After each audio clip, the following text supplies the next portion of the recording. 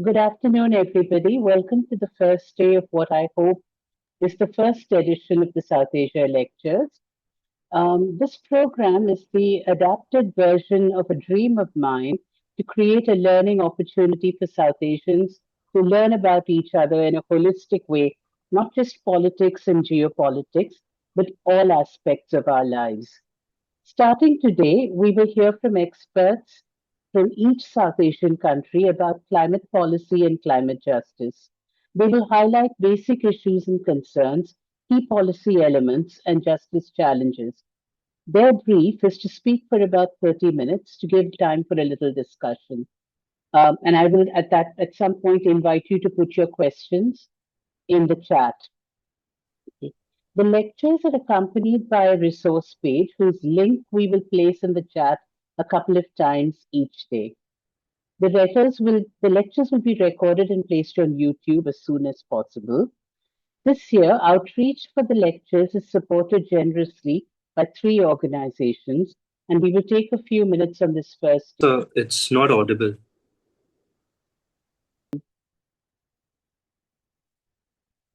I could do it if you want. I have the text with me, so if you want me to, if there's a problem playing back. Yeah, why don't you just do that, Ravi? I'm Ravinath Arya Singh. I'm the Executive Director of the Regional Center for Strategic Studies. We recorded it yesterday just in case there was, to be on the safe side with all the circumstances. Sorry,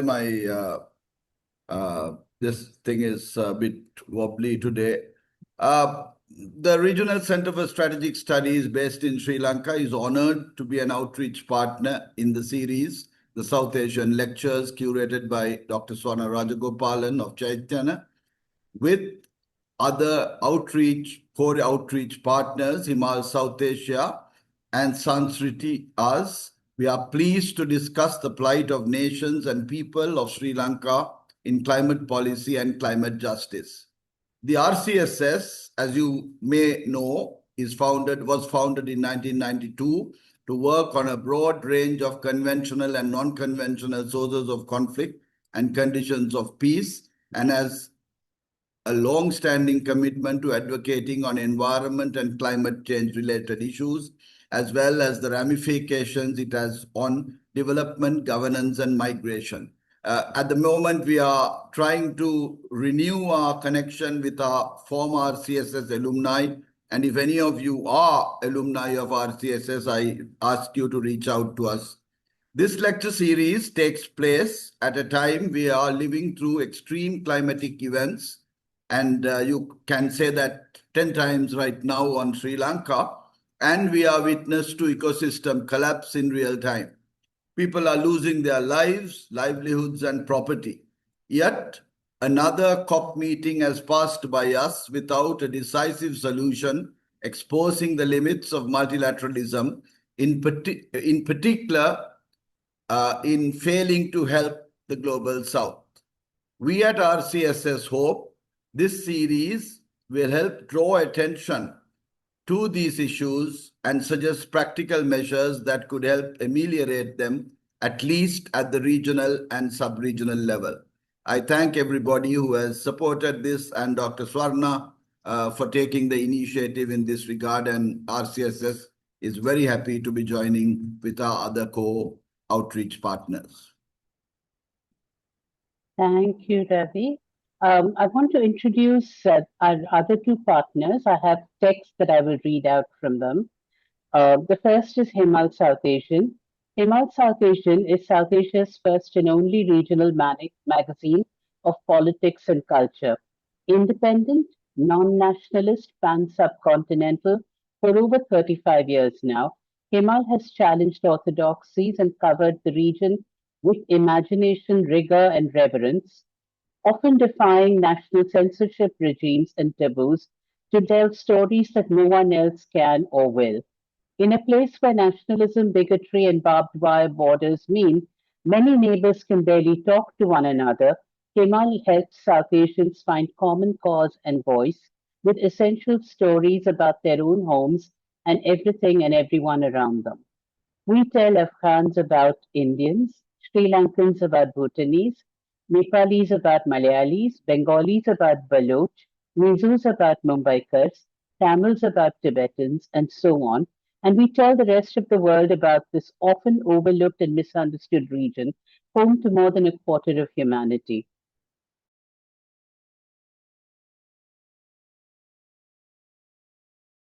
In two words, with a fresh sensibility, a South Asian in one word, one, which recalls some of the historical unity of our region and imagines a democratic, equitable, sustainable, and interlinked future.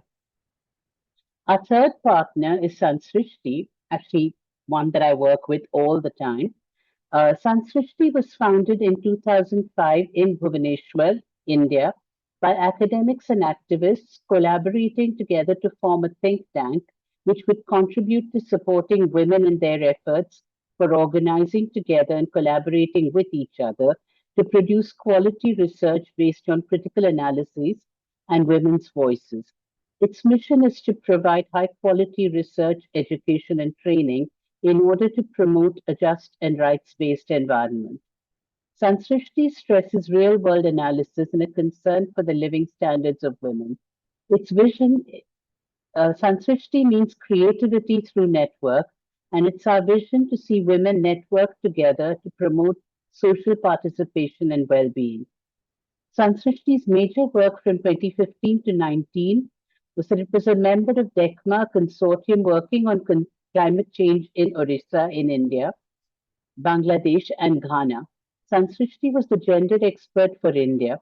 DECMA, Delta's Vulnerability in Climate Change, Migration and Adaptation 2015 to 19 was the project.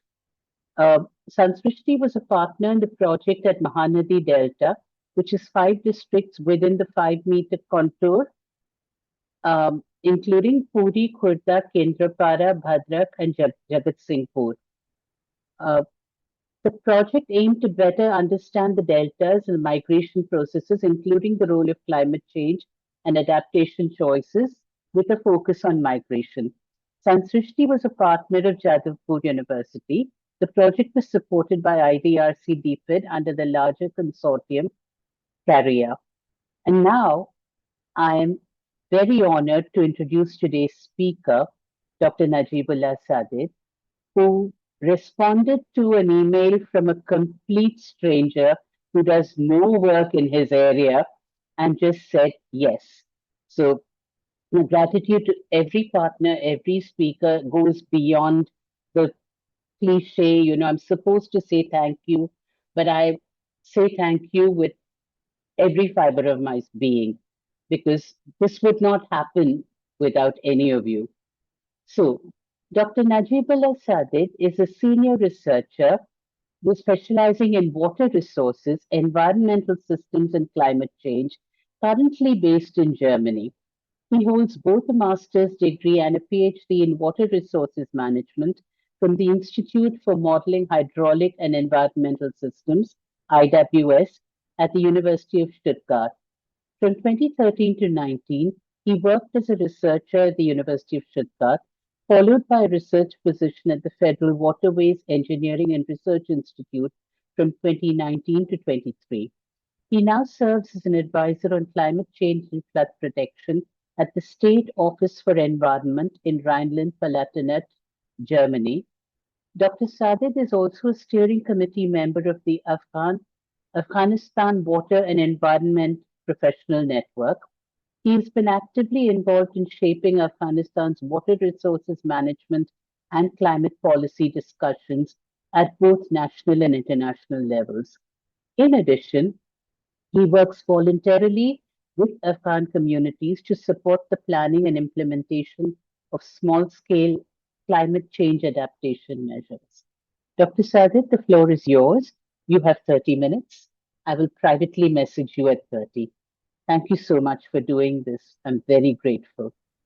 Thank you, Dr. Savannah, for having me. It's a great pleasure to be here. As I said before, this region is least connected, probably in terms of, exchange, particularly when it comes to the issue of climate change, the livelihood of the people, and the most important matters.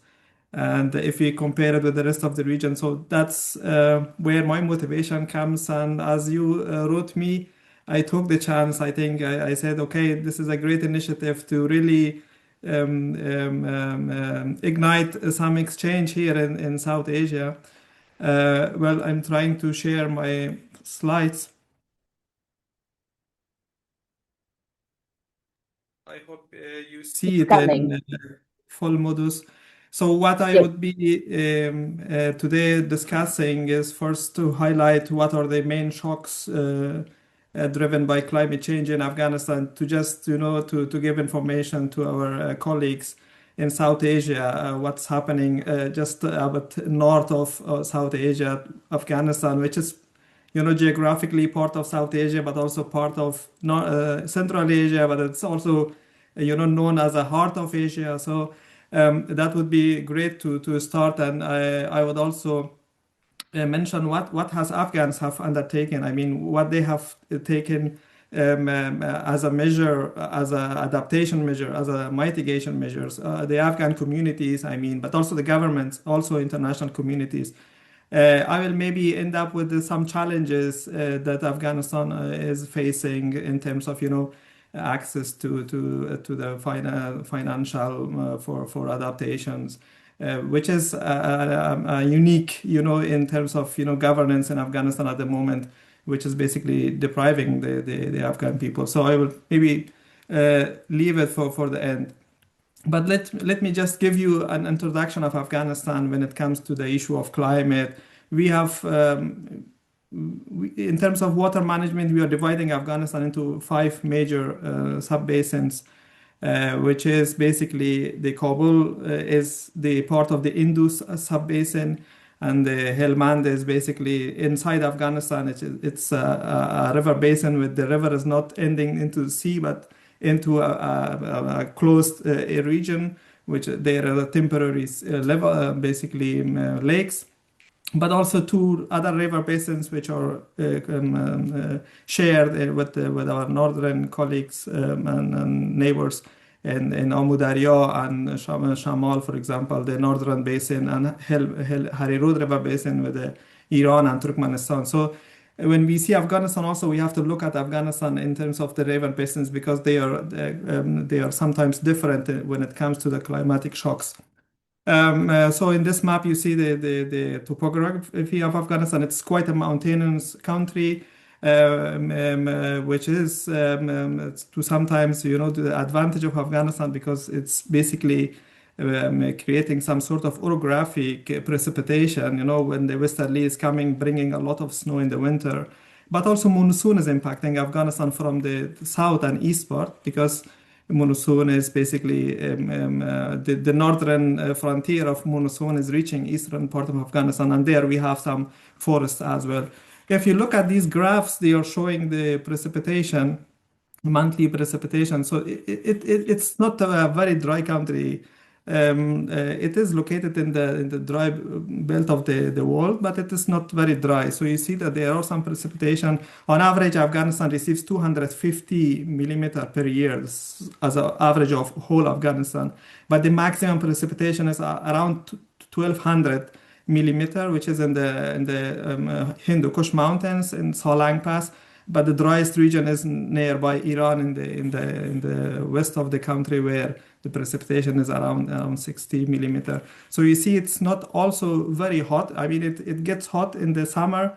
Some regions, and particularly in the region of the western part of Afghanistan, but the rest of Afghanistan is relative compared to South Asia, relative cooler. But we see that shocks are coming. So if you look at how climate change is impacting the air temperature in Afghanistan, this graph, for example, that you see here is from WMO, which is recently published. You see that on average, the air temperature globally has increased around 1.42 degrees Celsius. But in our region, in Central Asia, if you look at it, it's much higher. You see that 2 degrees is already crossed in our region. Basically, if we consider the annual mean temperature rise, and that is in South Asia, it's less than 2 degrees compared to Central Asia. So part of Afghanistan is becoming much hotter and warmer compared to the global average. But it's not only annual averages that we are always talking about, because most people say, okay, 2 degrees is not a lot on annual, but it's not only the annual average rise, but it's also the heat waves that we are receiving. In the summer, we are receiving more frequent and more sustained heat waves that are remaining in this region for 1 month even. You see that in this map that I have taken a screenshot is from last year. There was a heat wave remained there for 1 month, and it was like 12 degree higher than average, and this is not very common, and they are becoming more frequent. You see on the left side the Afghanistan wide and the air temperature changes from the average. You see that in all part of our country, not only in southeast, but also on Hindu Kush, but in central part, which is basically in the center, located in the elevated area of our country, the air temperature are increasing above average normals. But it's opposite also. I mean, there are some cold waves that are destructive for the Afghanistan in terms of, horticulture on gardens that we have. The same as the heat waves. The cold waves are also becoming more frequent and more severe. We see that this year, in March, we had a cold wave which was remaining there for weeks, and it was minus 12 degree. I mean, 12 degree below average, and this is of course damaged crops, livelihood, and created a lot of problems for the people. So these sort of shocks are becoming more frequent in our region. As I previously mentioned, Afghanistan is blessed by Hindu Kush. Without Hindu Kush, we would have been a desert, because this is the mountains that are basically causing orographic precipitations. And you see this topographic map, and on the left side, the precipitation map. You see that quite on the elevated areas, we receive a lot of precipitation, and this is for our country, which lacks infrastructure. This is a blessing, because this precipitation in form of snow is remaining and stored there, and they are making our water resources.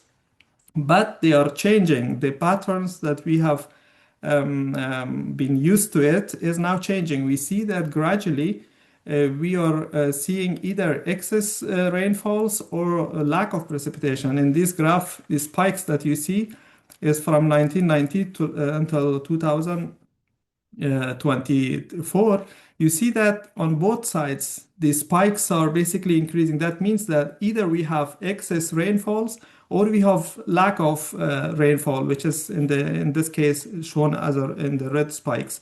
So this is impacting our economy, of course, agriculture, even drinking water availability in the country, because as I said, the infrastructure is not developed as per the demand of the climate change.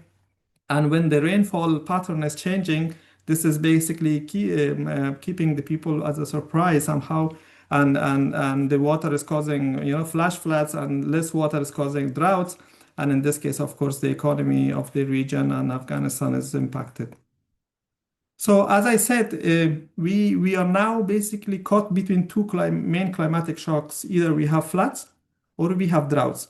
And in between, basically a region, a buffer region to have like we used to have, is basically narrowing down. This window that we had is narrowing down. That means that we are basically either having droughts or floods.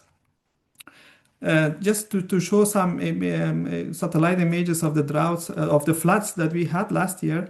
This is a flood in Baghlan in the northern part of Afghanistan. You see that the floods are becoming more destructive, more widespread, and it's causing more damage. The Afghanistan, compared to the other South Asian countries, it's more mountainous and it is less vegetated. I mean, the mountains are not having vegetation to keep the rain, and this is causing flash floods, because when the region is dry, there is less vegetation. When it rains, it generally generates floods, and the smaller catchment areas are generating much stronger and in shorter period floods, and this is what has caused here floods that was destructive, that there was fatality, and still the people are suffering because it's still 1.5 years past, but still people have not recovered from that shock. But it's not only flood, as I said, the drought is also causing problem, and major problem actually. We see that in some part of the country, even people have left their gardens because they could not provide water for it, and they have abandoned the region. They have been displaced or migrated to the other region. These maps show basically the last 4 years, the issue of how much precipitated or how much rainfall we had compared to the average. You see all the orange and yellowish color that you see is basically regions where we had deficit of rainfalls. And you see that it's 4 years, consecutive 4 years that we had, this drought. Just in 2003, 2023, 2024, we had some part of the country which had normal precipitation, as you see in green, but the rest was a disaster. And this year is the same. We are until now the region has been very dry, and we are like 150 millimeter deficit in precipitation. And I hope the condition changes, but until now it has been very dry in Iran as well, in Afghanistan as well. Like the reservoirs are becoming empty, and people are struggling even for water and even for drinking purposes. But it's not only water, we have another issue which maybe South Asia has not. And this is the dust storms and the sandstorms that we have. Sometimes it impacts also northern part of India. I observe that this plume of dust storms, which is very strong, they can also impact the whole region. But most often Afghanistan, the western part and northern part is impacted by these dust storms. Let me just play this clip to see how severe this is. This is in this map you see almost, sorry. So in this map, you see almost half of Afghanistan. So in this photograph, you see that the dust plumes which are coming from the northern Central Asia, from Turkmenistan, is entering Afghanistan, and it blows away a lot of dust there. So it's not only dust, it's also salt particles. It impacts cropping, agriculture, people's health, and it's even causing some, early snow melt in the mountains when it happens in the summer. So we have in the summer, starting in the summer until fall, we have this sort of dust storms that our people are increasingly basically facing this major problem. And we are lately seeing also another problem that I had not experienced in the past, and that is the forest fire. Forests in Afghanistan are not a lot. We have less than 2% of our land covered by forests. Before 1970, we had 4%, but now it's like less than 2%. And it's on the east and southeast of the country, where the monsoon basically brings a lot of moisture, which is required for the survival of the forest. And we now see that forest fire is occurring there because monsoon is not reaching on time there. And maybe drought is also remaining from the past years, and the region is becoming very dry. And this is basically the condition that is already ready for such a forest fire. Unfortunately, we didn't have so widespread forest fire until now, but it can get really widespread, and we don't have infrastructure. We don't have, the personnel to really control such a forest fire when it happens. I know forest fire is something normal in other countries as well. It happens, but we don't have the capacity to cope and to really respond. And if it happens, it can split to the other regions. The whole region can burn out. So again, as I said, Afghanistan has a lot of everything, forest, snow and glaciers. We have 0.4% of our country is covered by glaciers, but they are melting and melting very fast. And between 1990 to 2015, we have lost 14% of our glaciers. It's not only a loss of storage that you have already as a reserve that you have like in a bank, but it's also causing disasters, because once the glaciers are melted, they are causing like pools in the glacial lake that are generated after that. And these glacial lakes are not often so stable. So they are bursting, and as a result of this burst, there's flood. And you see that in the right side of this image, That was a outburst flood which happened in 2018 and caused some deaths and a lot of destruction. You see in the yellowish part where the debris basically flowed, and the red regions where the water was inundated and basically flooded all the regions upstream. This is Pine Share Valley, by the way. And you see that these are happening often, and they are becoming more often, and there are some lakes that are critical condition that could trigger anytime an outburst flood, and coping with the glacial lakes is not easy. It's far away. You need infrastructure. You have to build discharges in order to reduce their water. So it's another issue that we have to cope. As I said before, snow is very important for our country because we are not having a lot of infrastructure to really store water, rainwater. You see, on the left side, what you see, this is the number of days when it rains in Afghanistan, it flows out of our country, so out of Afghanistan, because it's mountainous country, the valleys are very steep. So the rain is causing flash flood and it's just moving away. And you can't use flash water if you don't have infrastructure for it. And as I said, snow was very important, and you see that we are having less and less snow as a result of warming. You see that in this right side, the pinkish color is showing how much less snow is remaining on the mountains in Hindu Kush. We have up to 60 days less snowy day in Afghanistan sometimes, some years 30 days, but 30 days is something that is often occurring in our region. And this is just a map from IC Mood I think for the 2024 that Afghanistan, in this map you see that Afghanistan had 30% less snow persistence in Afghanistan. So either it has not snowed or it has snowed, but it has melted very fast. So the snow remained there very little, 30% less than normal.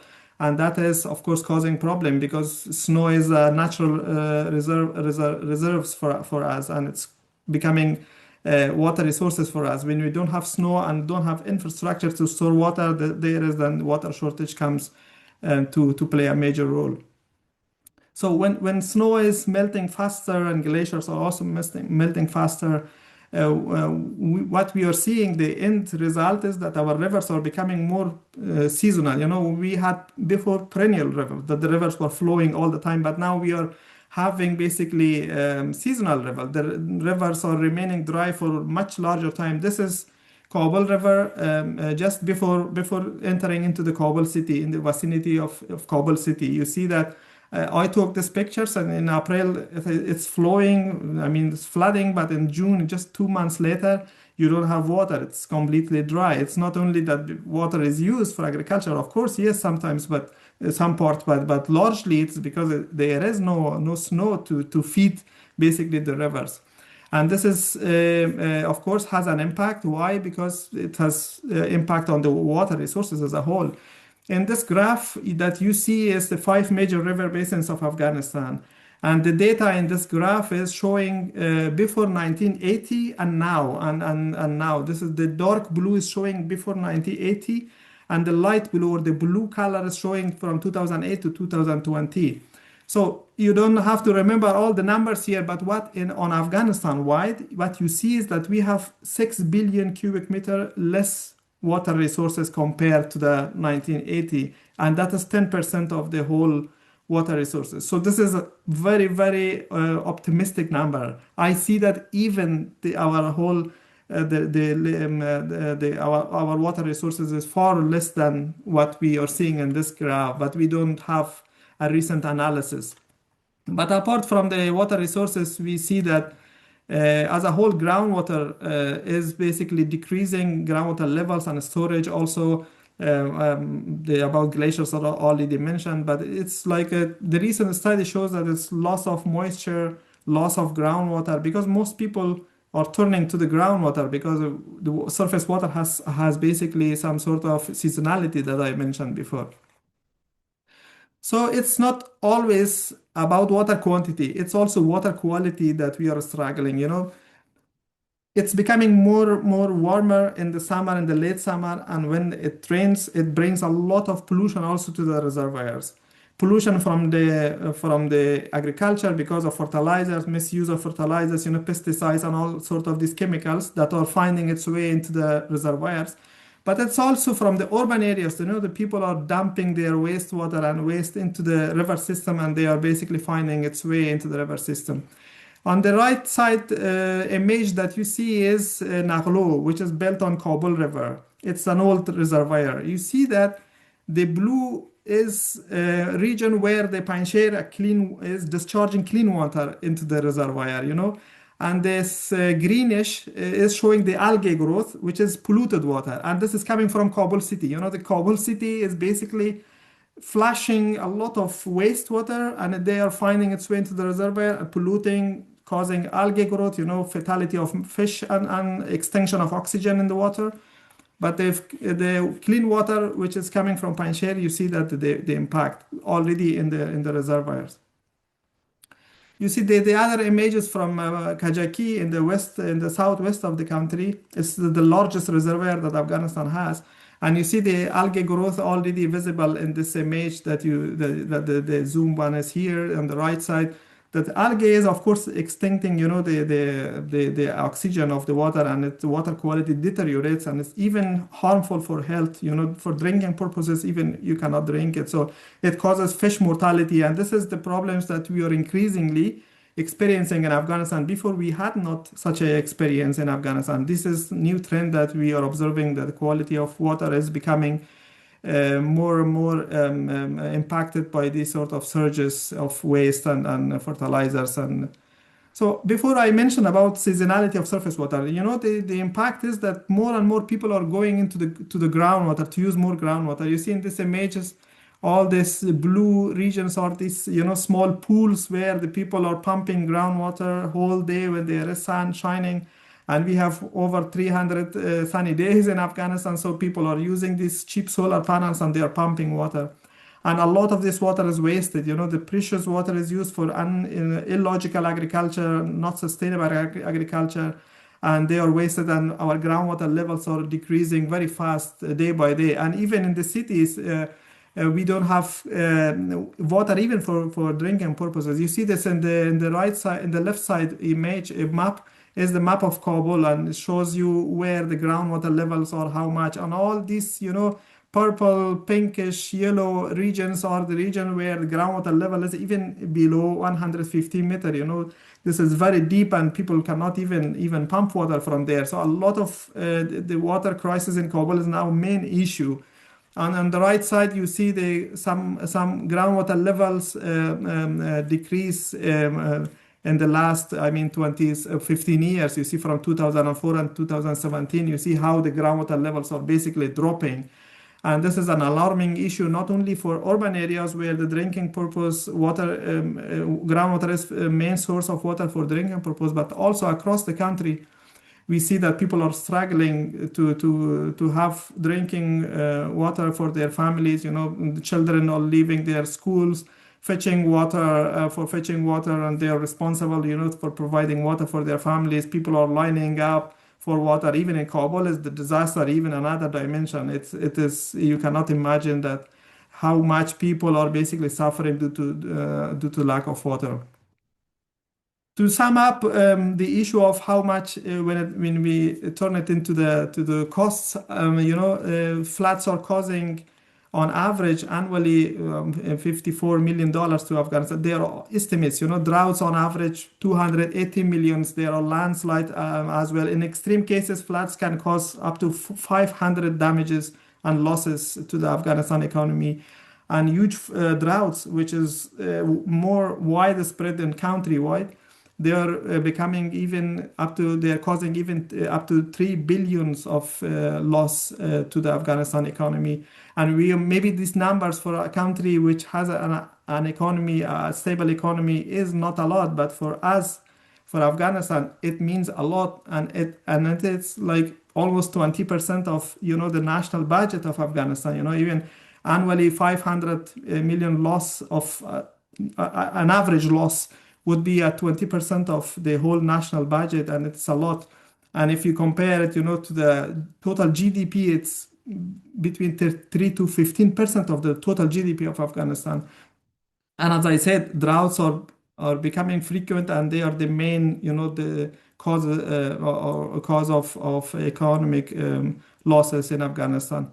And on the other hand, what we are receiving from the international, we are receiving only aid for emergency and recovery purposes. They are not reducing the risk, but it's just they are waiting until the risk becomes humanitarian issue, and then they are offering, some tent, a barrel of, or a bag of flour and this sort of, emergency help, some medicine help, but they are not reducing the risk. The risk is there. That can happen anytime back. So this cannot even replace adaptation, which you need to basically to avoid the repetition of such evidences, and also to bring, to improve the resilience of the communities that is required. And if we, as I said before, what does this loss means for Afghanistan? We are talking about the climate change that is changing how the water is distributed, the availability of water, and agriculture is one sector which is based on water. And you see that in this map, which shows the whole world how much dependence is their share of GDP to agriculture. You see that this dark regions are those countries which are heavily dependent on agriculture. You see the Central African republics but South Asia as well. And in South Asia, if you look at Afghanistan, Afghanistan is 34% dependent, or GDP is coming from agriculture sector. The rest of the countries are also high. I mean, apart from Ethiopia and two other countries, Afghanistan is the highest dependence on agriculture sector when it comes to GDP. So it is very risky to have your GDP dependent on a sector which is already dependent on climate change. But also the emergency and food security that is caused in the Afghanistan. This graph is showing the food security and cases of crisis and emergency over the past 5 years. You see that in 2021, 8.7 million people were in emergency condition of the food security. And now it is less, but still staggering numbers here. You see that 3 million even projected for the next year. For the current year that we are in 2025. So these numbers are very high in terms of emergency condition and food insecurity. Well, climate change is not only causing food security, but it's also causing displacement and migration. In Afghanistan, we have striking numbers that shows nearly 3 million people were displaced between these 3 years. From 2021 to 2024, it's like displacement from one province to another province, but also migration out of Afghanistan. Has been droughts and floods has been one driver of such a condition. There are of course loss of housing, 400,000 loss of shelters, homes due to the floods and landslides and other climatic hazards. There are of course causes of injuries, and 11 million people are at risk of severe impacts. This is huge. In a country with 35 million or 38 million people are the population, this is a huge number. So now maybe talking about what Afghans have undertaken. I mean, we see already there are staggering numbers in terms of climatic shocks. They are very prominent there in terms of economy. But what has been the response of the government? Well, the government of Afghanistan, in 2021, as the fall of republic and the new de facto government, which is now in place in Afghanistan, the policies, they are basically having organizations and institutions which are making policies, planning for mitigation, adaptation. They have made some regulations and guidelines, a lot of paperwork, which was started not long ago, because before 2000 we had nothing in this regard. So it started slowly from 2004, and then slowly about the climate there were discussions, and then the roadmaps how to go ahead. But not only the governments which worked on these issues, also national and international NGOs are also they are also developing roadmaps. They are also launching discussions. They're also having some small projects because international NGOs are also limited when we discuss, the past 4 years since the fall of Republic. They are also limited in terms of what sort of projects they can implement, what not, because they cannot get money for development. They are only, as I said, for humanitarian assistance. Some of these funds has been basically employed to build some resilience, but not all of them. But there is another part to the Afghanistan combat against climate change, and that has been community and individuals. And this is, I think, where we should focus a lot, because the communities, they are doing great jobs as far as I'm concerned, and I have been involved in these sort of projects, and they are doing the monitoring. They are feeling that they have owned these projects, and they are also basically making awareness, spreading awareness among the people. So for the Afghanistan, the NEPA, the National Environmental Protection Agency, has been the main, the core of combat against climate change. So they are making policy plans and regulations, guidelines. NEPA has been established in 2004 as a part of the Agriculture and Livestock Ministry, but they have become independent in 2006. In 2016, they made the first national determined contribution, and they submitted to UNCCC. They did also revised recently the nationally determined contribution document of 2 is also basically revised and prepared, but due to the government fall and the new regime, the UNCCC is not accepting the NDC of Afghanistan. And of course, when the NDC 2 is not accepted, the NDC 3, which should come in the coming years, will not also be accepted. So due to the government, due to the current regime which is in place in Afghanistan, Afghanistan is also, the people of Afghanistan is deprived from this sort of funding, which is embedded in this NDC, which is asking the world to give Afghanistan at least $22 billion for adaptation, for mitigation until 2030. But at the moment, nothing is happening because the document is even not accepted, and Afghanistan is not part of the COPs as well. So you see, what NEPA is doing, they have some laws, regulations over the past 2 decades. They have some documents, but all of them most focused on, making these sort of paperworks, mostly regulations, laws, but also some monitoring, but not really, because not really the projects, because NEPA is mostly a policy making and planning authority, but they are also doing monitoring. Implementation is other ministries like Ministry of Agriculture, Livestock, Rural Development, Ministry of Energy and Water.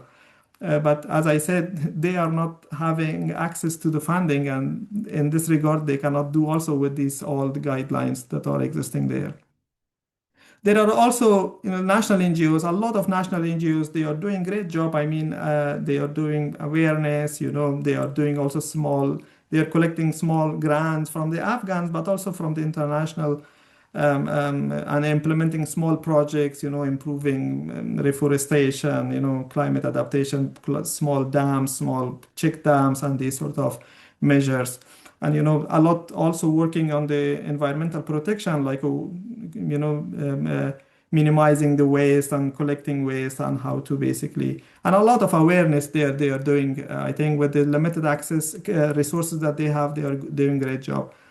But what has been the communities are doing, and also the international organizations or the communities, they are doing a lot of good practices, small scale practices to harness rainwater, also snow melt water, small dams, to improve access to water, because water is the core, the backbone of everything there in Afghanistan. So the more water you have in one place, the livelihood is there, the agriculture is there, even the health is there. So this is what the people are doing. And you see that small people are basically collecting money from Afghans diaspora abroad, and they are making these small dams, and they are storing rainwater or snow melt water for agriculture, but also for groundwater recharge. And of course, the vegetation improves, soil moisture improves. These are sort of, initiatives that are currently underway in Afghanistan.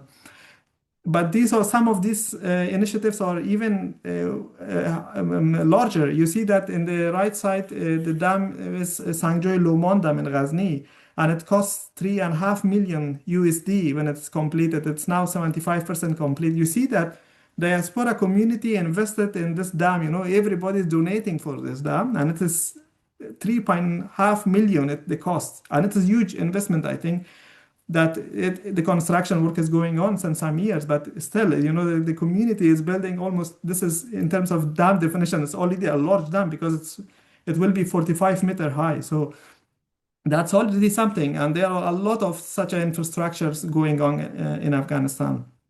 Even you see from satellite imagery, this is small infrastructure that are collecting water. All these, circles are showing one place of one dam which is built. This is in this case Nangarhar province in eastern part of Afghanistan, which collects water because Nangarhar is in east and they get also monsoon rain. So there you see that from satellite imagery they are also visible. But there's also other measures, soil, watershed management, they are digging trenches, they're collecting soil, rainwater for improving soil moisture and vegetation cover as a whole, but also the water for livestock. You see across the Afghanistan, the international NGOs, national NGOs, but also the individuals community are doing these sort of measures, also reforestation and afforestation measures across Afghanistan. On the other hand, of course, when you collect water, you have to think of, improving efficiency. It's not about the damming, because it will not solve your problem. Iran is one of the most dammed country in Asia, I think in the world as well. But they don't have water. I mean, it's not only about just collecting water, but it's also about how efficient you are using. So in Afghanistan, also, we are encouraging people to use recent technology, new technology, save water.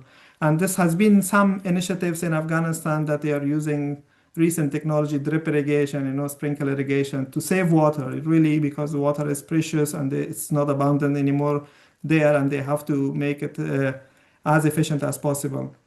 There has been some greenhouse agriculture also in some part of Afghanistan, which is a great initiative because it saves water.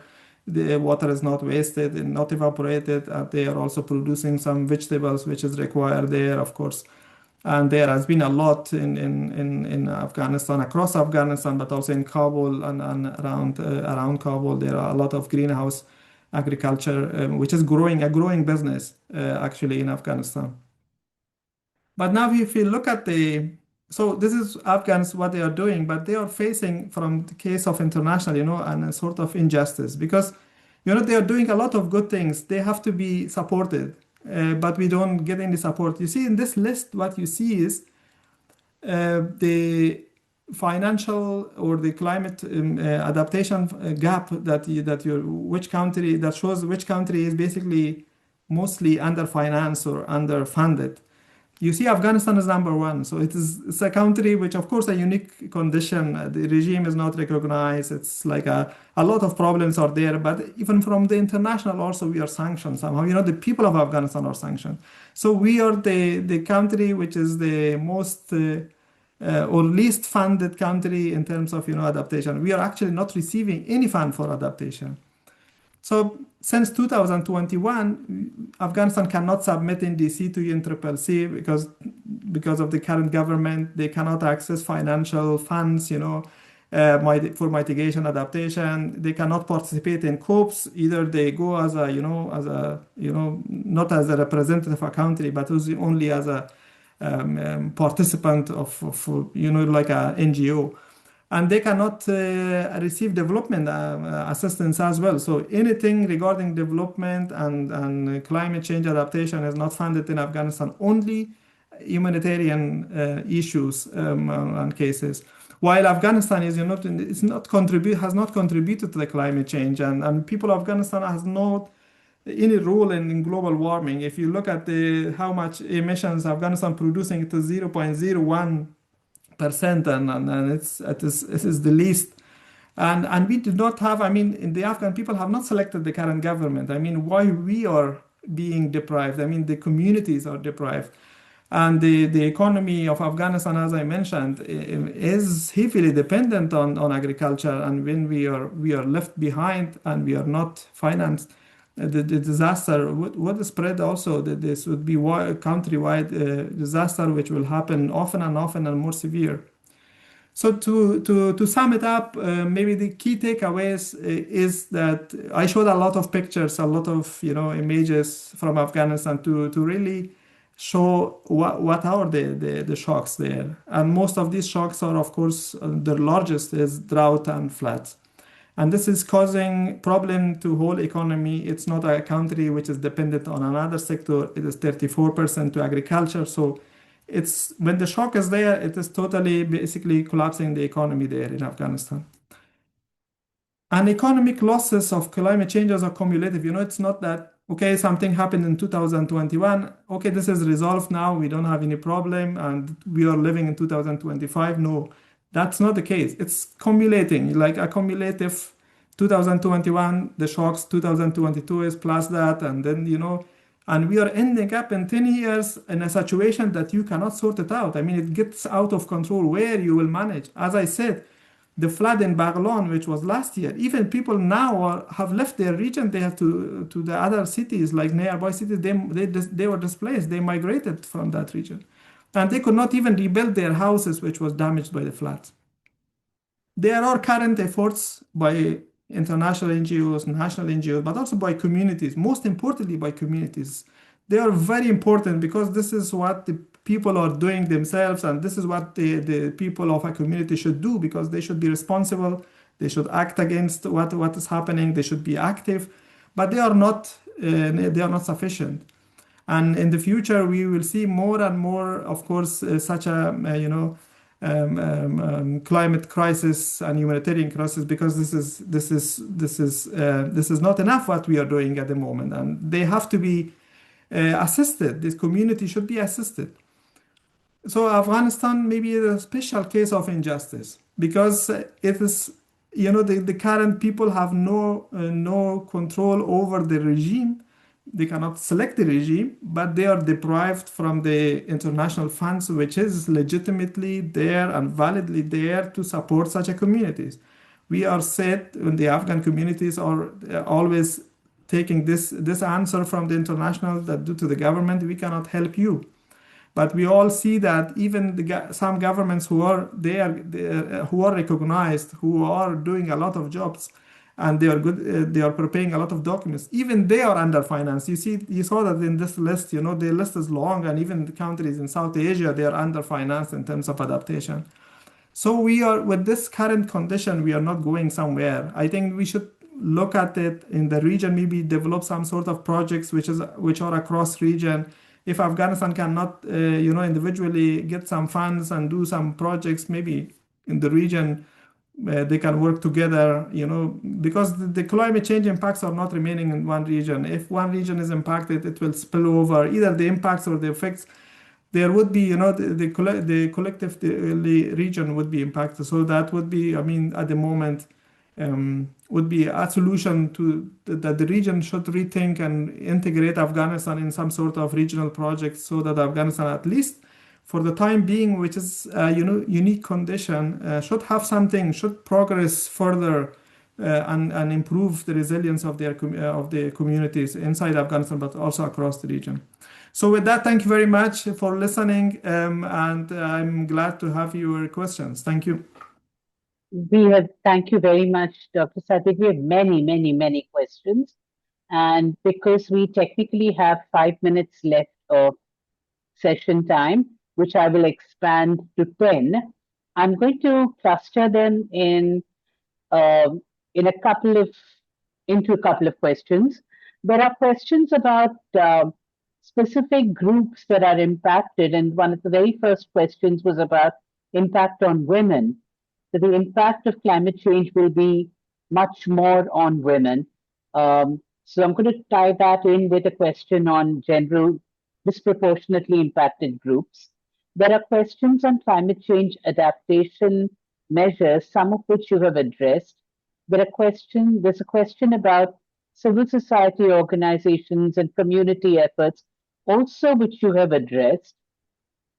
Um, and then there are two questions that address the question of Afghanistan's isolation and how adaptation is tied into Afghanistan's national security perspective, as in how does Afghanistan itself relate climate security as a security or a national security problem.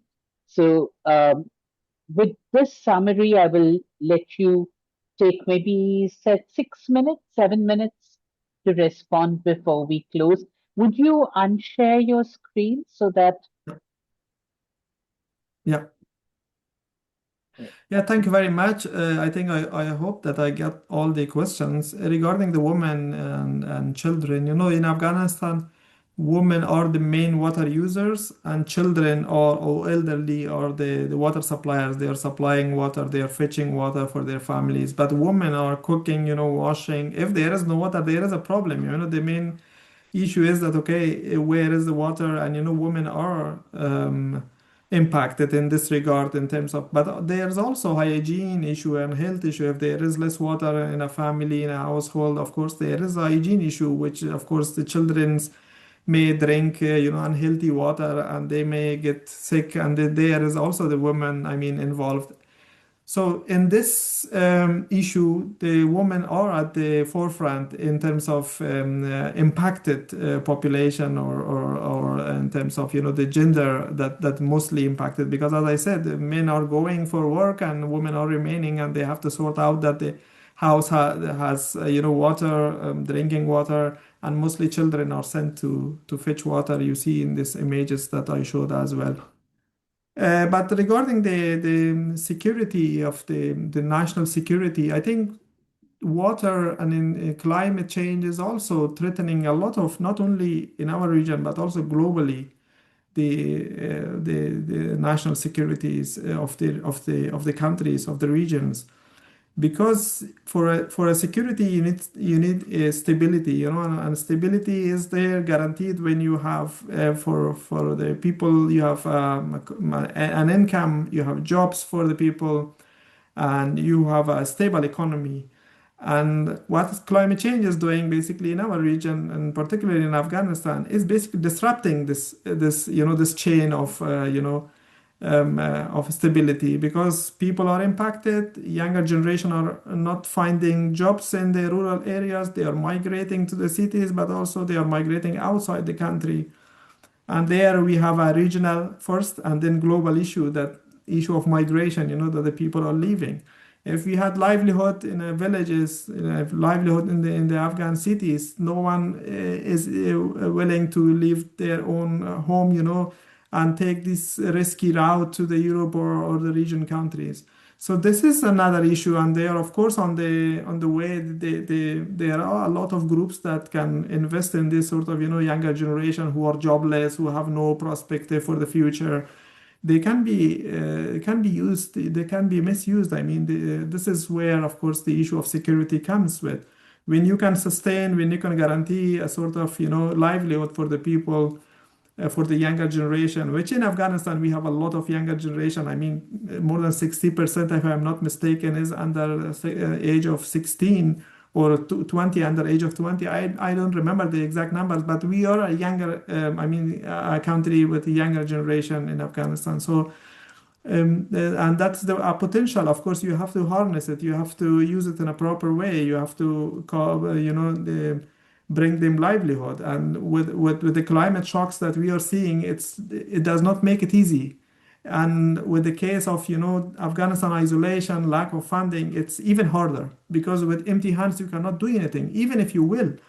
And that is where Afghanistan case is coming, because some countries, they might have funds, they might access funds, but they might use the money on they have other priorities. But for us in Afghanistan, is a priority water.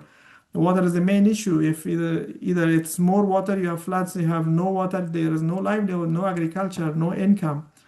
So there is the cross, you know, cutting with the security, which we have to consider, I think. And with the current condition, I don't think there is a lot of chances that Afghanistan can take. Well, I think we can close the session here. I asked you for 1 hour of your time, which you generously gave, and I don't want to impose any further. Thank you, everyone, for attending. Thank you so much, Dr. Sadid. I think for a lot of us, this was a comprehensive education that we required, and I look forward to learning as much from the other speakers. Tomorrow, same place, same time, we will hear about Bangladesh from Dr. Anwara Begum, and I hope that many of you will be there. Thank you again, Dr. Sadid. Thank you very much. Thank you very much. Have a nice day.